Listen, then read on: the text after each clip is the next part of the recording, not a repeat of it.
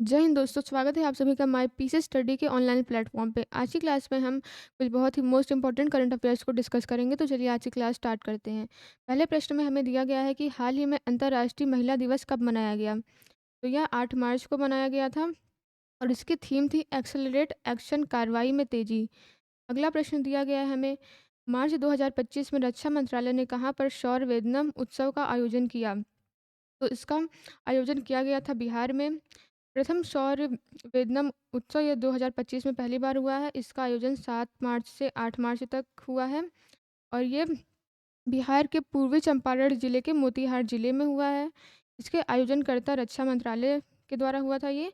इसमें सैन्य प्रदर्शन और भारतीय सशस्त्र बलों के घातक हथियारों की प्रदर्शनी लगाई गई और इसका उद्देश्य था कि देश के सशस्त्र बलों को जनता के करीब लाना और युवाओं को भारतीय रक्षा बलों में शामिल होने के लिए प्रेरित करना था। और इसका उद्घाटन बिहार के राज्यपाल आरिफ मोहम्मद खान जी के द्वारा किया गया। चलिए अगला प्रश्न देखते हैं। अगला प्रश्न दिया गया है, हाल ही में ट्रोपिक्स 2025 अभ्यास का आयोजन कहाँ किया किया गया। तो इसका आयोजन हिंद महासागर में किया गया। ट्रोपेक्स का फुल फॉर्म होता है theatre level operational readiness exercise.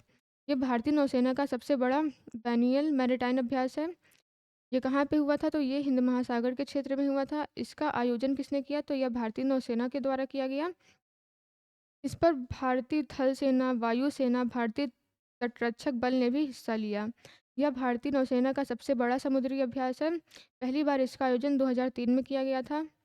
अगला प्रश्न हमें दिया गया है, हाल ही में किस राज्य सरकार ने प्रोजेक्ट हिफाजत शुरू किया। तो प्रोजेक्ट हिफाजत जो है यह पंजाब सरकार के द्वारा शुरू किया गया था। चलिए देखते हैं कि इसके अंतर्गत क्या है।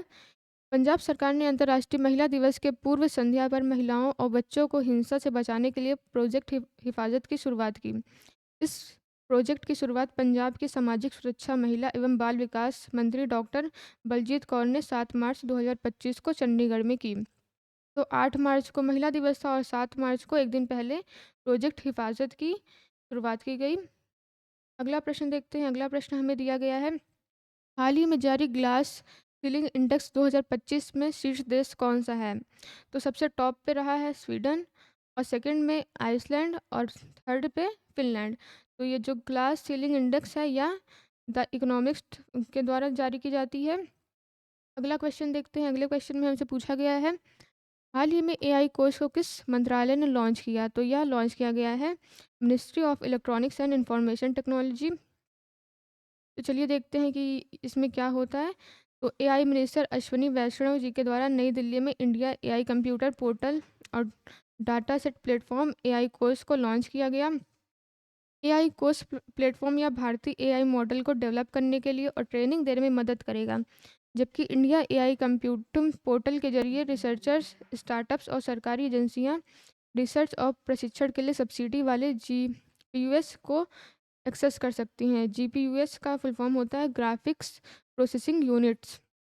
अगला प्रश्न देखते हैं। अगले प्रश्न में दिया गया है, हाल ही में जन औषधि दिवस 2025 कब मनाया गया। तो यह मनाया गया था 7 मार्च को।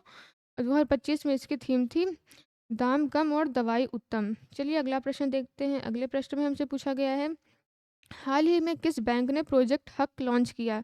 तो प्रोजेक्ट हक ये लॉन्च किया गया है एचडीएफसी बैंक के द्वारा। प्रोजेक्ट हक का फुल फॉर्म होता है हवाई अनुभवी कल्याण केंद्र। अगला प्रश्न देखते हैं हम। अगले प्रश्न में पूछा गया है, हाल ही में मुशफ़िकुर रहमान सॉरी रहीम ओडीआई क्रिकेट से संन्यास की घोषणा कर दी है। उनका संबंध किस देश से है। तो इनका संबंध है बांग्लादेश से। नेक्स्ट क्वेश्चन में हमसे पूछा गया है, हाल ही में किसे अगे स्मृति सम्मान से सम्मानित किया गया। तो यह उदय प्रकाश जी को अगे स्मृति स्मृति सम्मान से सम्मानित किया गया है। यह पुरस्कार इन्हें 7 मार्च को कथाकार और कवि उदय प्रकाश अज्ञे स्मृति सम्मान 2025 से सम्मानित किया गया। कुशीनगर में स्थित कलावती देवी स्मृति न्याय द्वारा प्रत्येक वर्ष अज्ञे स्मृति सम्मान पुरस्कार प्रदान किया जाता है। नेक्स्ट प्रश्न में हमें दिया गया है, हाल ही में किसने 6वीं एशियाई महिला कबड्डी चैंपियनशिप 2025 जीत लिया। तो यह भारत ने जीता है। यह इसका छठा संस्करण था और यह कहाँ हुआ था, तो ये ईरान के तेहरान में हुआ। ये 6 से 8 मार्च तक चला है और भारत ने जीता है 5वीं बार और ईरान को हराया। अगला देखते हैं। इसमें हम देखेंगे कि मार्च में कौन-कौन से महत्वपूर्ण दिवस मनाए गए हैं। तो 1 मार्च को मनाया गया था वर्ल्ड सिविल डिफेंस डे, 1 मार्च को और ज़ीरो डिस्क्रिमिनेशन डे भी मनाया गया, और 1 मार्च को वर्ल्ड सी ग्रास डे भी मनाया गया, और 3 मार्च को हमने मनाया विश्व वन्यजीव दिवस, और 3 मार्च को ही हमने विश्व श्रवण दिवस भी मनाया, और 5 मार्च को अंतर्राष्ट्रीय निशस्त्रीकरण और अप्रसार जागरूकता दिवस मनाया गया, और 8 मार्च को अंतर्राष्ट्रीय महिला दिवस मनाया गया। आज की क्लास में इतना ही। नेक्स्ट वीडियो में हम मिलेंगे कुछ और इम्पोर्टेंट करंट अफेयर्स के साथ। Thanks for watching.